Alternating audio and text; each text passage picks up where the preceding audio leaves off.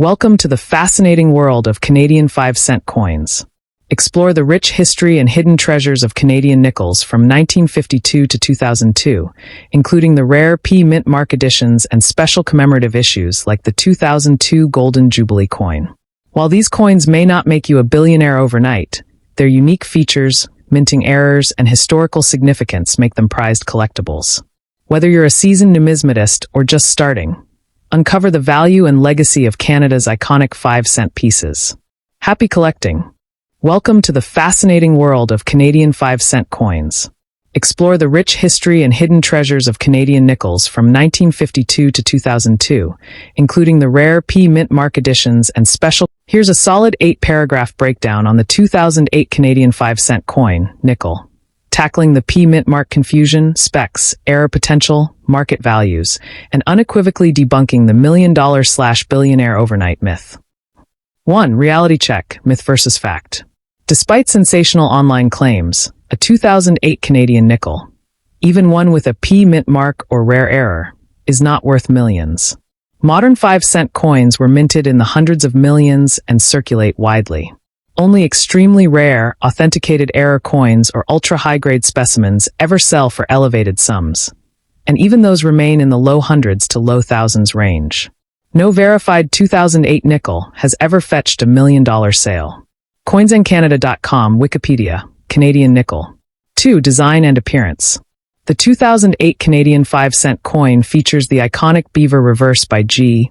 E. Kruger Gray, and a right-facing Queen Elizabeth II on the obverse. It measures about 21.2 millimeters in diameter, weighs 3.95 g, and has a plain, smooth edge. Visually, it's consistent with Canadian nickels from 2003 onward.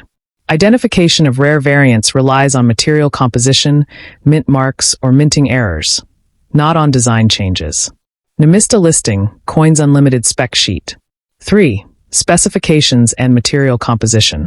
The 2008 nickel is composed of 94.5% steel with 3.5% copper and 2% nickel plating, making it magnetic. Starting in 2007, this plated steel composition with the RCM logo below the Queen became the standard for circulation nickels, replacing earlier P-marked plated issues. So, a P-mark, if found, is likely misapplication or confusion, not an official feature of 2008 circulation nickels. Wikipedia, nickel, Calgary coin commentary. 4. Mintage and rarity. The official mintage for 2008 is around 278.5 million nickels, a vast number indicating extreme commonality.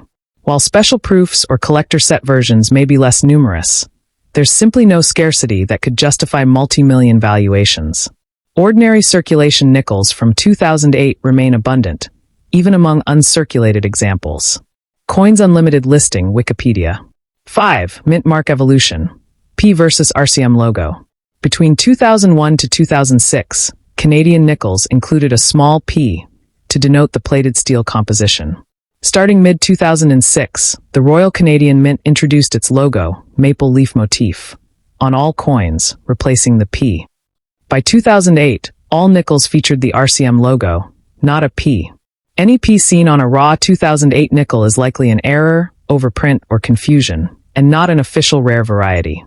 Wikipedia, RCM numismatic coins, Calgary coin notes. 6. Error varieties that can command value.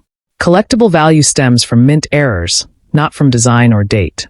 For 2008 nickels, valuable errors might include clipped planchets, misstrikes, die breaks, or other anomalies.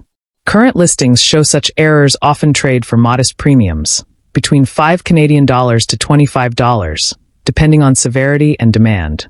No documented 2008 nickel error has ever broken the six-figure barrier. eBay listings, coin value checker style commentary. 7. Realistic market values. Price guides like Gray Sheet list typical market values for a 2008 nickel in MS, mint state. Condition between 20 cents to $13.50, depending on grade. A far cry from million-dollar claims. Uncirculated rolls or proof sets also generally sell in the teens, not thousands. Reliable records show values remain modest unless accompanied by dramatic error or rarity. Gray Sheet listing, eBay sale samples. 8. Bottom line collectible, yes, billionaire no. The 2008 Canadian 5-cent nickel has legitimate collector interest, especially for errors or perfect uncirculated examples. But it won't make you a billionaire overnight. Always verify unusual claims with weight/magnetic tests, documentation, certification, PCGS/NGC, and auction provenance. Hunt smart, but base expectations on facts, not myths. Let me know if you'd like this converted into a 5-minute spoken script, complete with a punchy intro, narrator flow, and on-screen suggestions, like magnet test close-ups, grading slabs, and error comparisons. Here's a focused, accurate 8-paragraph deep dive on the 2009 Canadian 5-cent nickel, covering specs, composition, the P mint mark confusion, error potential, realistic market values, and demolishing the $1 million/billionaire overnight myth. Perfect for a 5-minute narration or script. 1. Reality check, myth versus fact. Despite sensational claims, a 2009 Canadian nickel, even with a P mint mark or rare error, is not worth millions.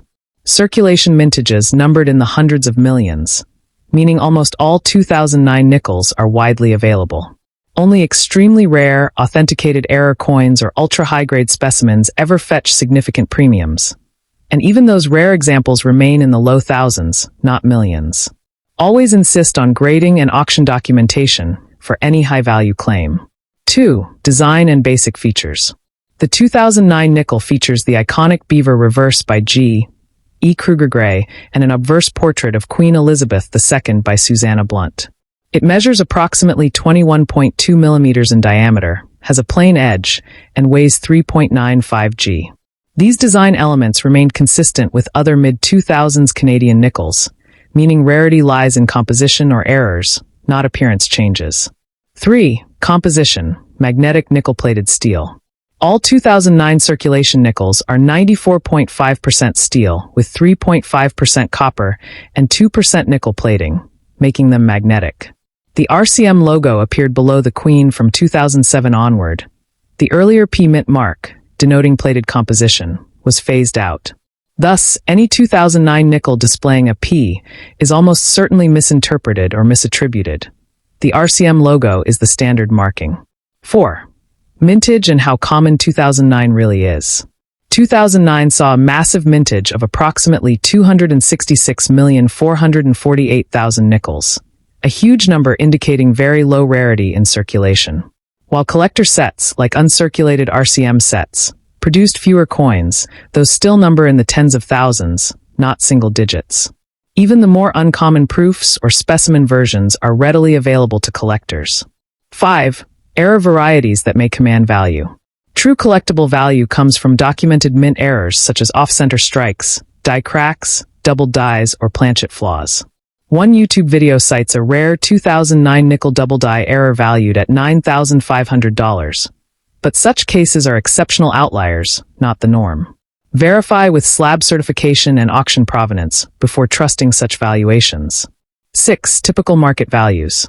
Standard bullion grade 2009 nickels in MS 63 condition are valued around 50 cents, with MS 64 reaching $7, MS 65 about $15, and MS 66 around $30. Modest premiums at best. Uncirculated BU roll coins retail near 60 cents each, and Graysheet lists a general range of 20 cents to $13.50, depending on grade. These numbers underscore how stable and accessible the 2009 nickel market is. 7. Expert insights and common collector misunderstandings. Errors like camel toe or off-center cores are occasionally reported in collectors' forums, but value remains limited. One expert appraisal noted that a partial collar error typically only commands around $5, underscoring that minor striking variations are rarely valuable. Reddit discussions confirm moderate premiums for genuine striking anomalies, but always with caution. Context and authentication matter. It is the result of the collar die. These are minor errors and sell for $5 or so today. 8. Bottom line, collectible, yes. $1 million, no. The 2009 Canadian nickel is an interesting collectible, especially if you've identified a rare error or have a flawless high-grade specimen. But it's not a lottery ticket. If you think you've discovered something special, test it for magnetism, photograph and compare it to known error types, and seek third-party slab certification. Only once proven rare and documented can you assign a serious value. But even then, it's far more likely to fetch hundreds, not millions. Would you like this transformed into a tight 5-minute YouTube narration with hooking intro plus segment breakdown plus on-screen visuals cues, like magnet test, grading slab, coin close-ups?